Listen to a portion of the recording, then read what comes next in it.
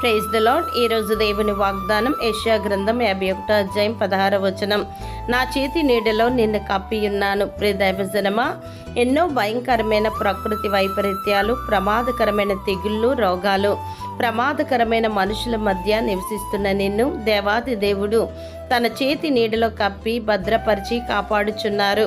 అనంత ఆకాశములను కొలిచిన ఆయన చేతి నీడలో ఉండటం అనేది ఆయన నమ్ముకున్న వారికి ఆయన ఇచ్చే గొప్ప భద్రత. కాబట్టి రాత్రి వేళ కలుగు భయంనకైనను, పగటి వేళ ఎగురు బాణమునకైనను, చీకటిలో సంచరించు తెగులునకైనను, మధ్యాహ్నమందు పాడు చేయి రోగమునకైనను నీవు భయపడకుందువు. నీ ప్రక్కన 1000 మంది పడినను, నీ కుడి పక్కన 10,000 మంది కూలినను అపాయం నీ యొద్దకు రాదు.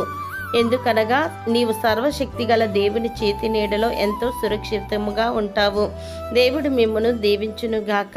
ఆమేన్.